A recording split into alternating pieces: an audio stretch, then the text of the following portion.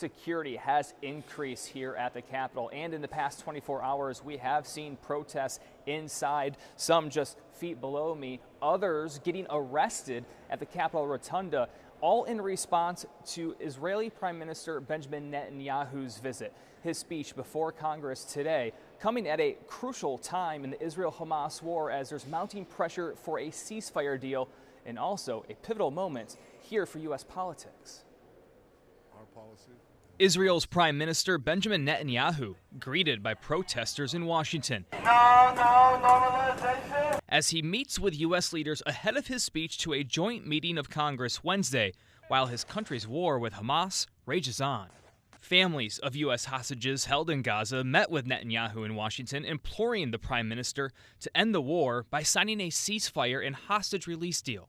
I was in Gaza for 51 days, and I saw everything. I felt everything. Last night we met Prime Minister Netanyahu again. I have to say the urgency of the matter did not seem to resonate with him. Netanyahu also set to meet with President Biden. Their relationship strained, with some in the Democratic Party expected to boycott or miss the speech, most notably the new presumed Democratic nominee, Vice President Kamala Harris. An aide said the vice president has a previously scheduled event at the same time. The gravity of the situation cannot be overstated, and yet Kamala Harris will abandon her seat. I am skipping this address because Netanyahu has undermined the peace process. I see him just wanting to continue the war for his own political future because he is facing criminal indictments. You know, I am a proud Jewish woman, and I have had a long connection to the state of Israel. And frankly, that is why I am not going. He is a danger to the state of Israel, to peace in the region. So many people want to see the hostages come out, and they are not going to because he doesn't care about them.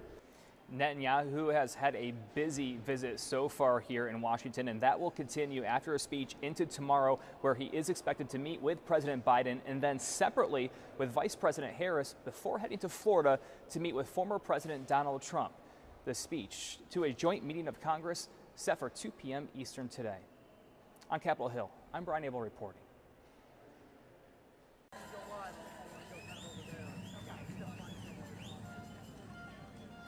We have an update. Previously, I told you there were 4 intersections that have been blockaded by the people for Palestine. Now it's 5. Pennsylvania and 9th, Independence and 14th. North Carolina and Pennsylvania Southeast, Independence and 4th, and Union Station have all been claimed by the people.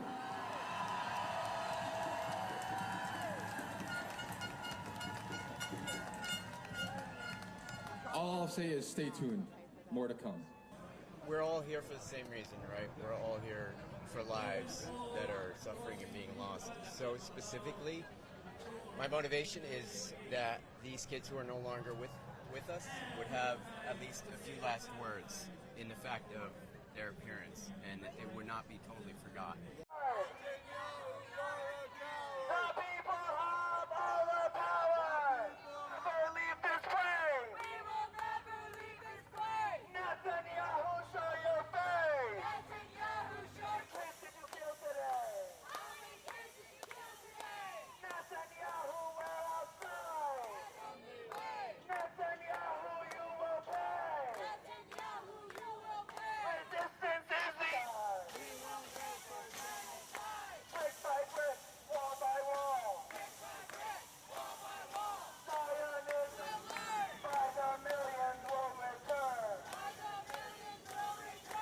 Fundamentally, this is political theater. Netanyahu knows how to play the audience in Congress. He's here to make reassurances to them that everything is under control. But and the people around the world have seen very clearly that things are not under control. They have been unable to achieve their objectives. What they've done instead is indiscriminately targeted civilians to try and break the spirit of Palestinians. That's what everyone is out here in the streets to say, that fundamentally you should not be taking these people at their word. They're proven liars. Ultimately, what their objective is to ethnically cleanse Palestinians from their land and to continue the process of settlement expansion that has been declared illegal under international law for decades.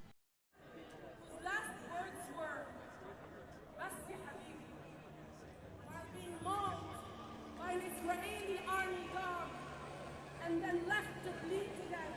The memory of our Ghassan Kanafani, our Najib Ali, our Fatwa Tuqan, and his enablers, and demand his arrest. But we uplift. We don't ask for permission to end apartheid.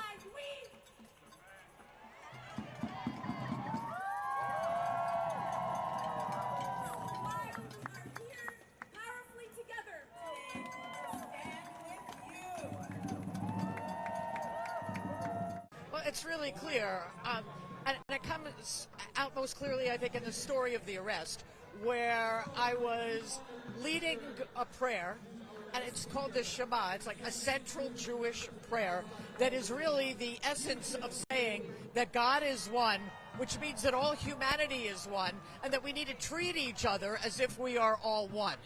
If that's the case, how can we not stand up when there's an attempted genocide?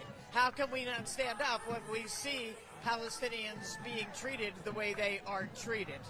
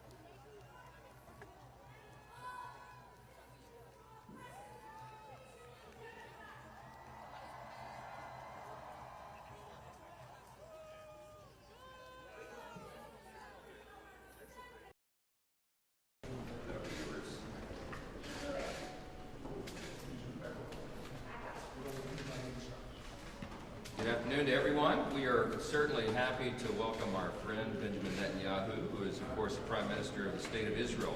This is a very important time. Our bipartisan congressional leadership recognized it as such and invited him here because our dear ally Israel is in an existential fight for its very existence, and that fight extends to every one of its borders. Today, the Israeli people are working to defeat Hamas following, of course, the horrific massacre on October 7th. They're having to ward off Hezbollah in the north. They're having to respond to Houthi attacks in Tel Aviv. And they fended off a historic watershed direct attack from Iran itself, a regime that is allied with Russia and China. The threats Israel faces are not only kinetic. Jerusalem is also combating lawfare and information wars and double standards from the UN and the media. Today and every day, Americans must stand shoulder to shoulder with Israel in its great struggle. In this struggle, nearly 300 days after October 7th, our hearts remain with the 120 men and women, boys and girls who are still in captivity in Gaza. Adon, Iltai, Saji, Hirsch, Gadi, Judy, Omer, Keith, and so many others are being held deep in tunnels. We have not forgotten them, or their families, who so desperately want them home, and we, of course, do as well. Israel and the United States are united in our mission to bring them home, and I have full confidence that we will do just that.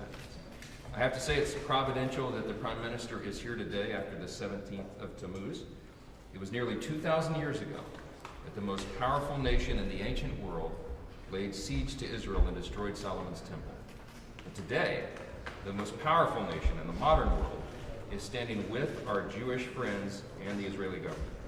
I'm certainly eager, as we all are, to hear from the Prime Minister, and as we hope that this 17th of Tammuz marks the last time the Jewish people lament destruction so that they can live freely and securely in their ancestral homeland. I would defer to the Prime Minister. Thank you, Mr. Speaker. Speaker Johnson, you have shown great leadership along with the leaders of the Senate and the minority leader in the House. I appreciate the fact that you've invited me to address this great assembly, the world's greatest democracy. The Congress of the United States speaks for the American people, and the American people speak for the entire world. I very much value this opportunity to address this august forum. You said just now something that resonates throughout the ages. Almost 2,000 years ago, the Romans breached the walls of Jerusalem on this day, almost 2,000 years ago. Well, our enemies will not breach our walls today. And our wall is not made up only of our own soldiers, our brave heroes, but also the friendship and alliance with the great United States of America. That is very much expressed here today, and I thank you for giving me this opportunity. And the people of Israel, thank you for giving us this opportunity to express our common alliance. Thank you, Mr. Speaker. Thank you so much.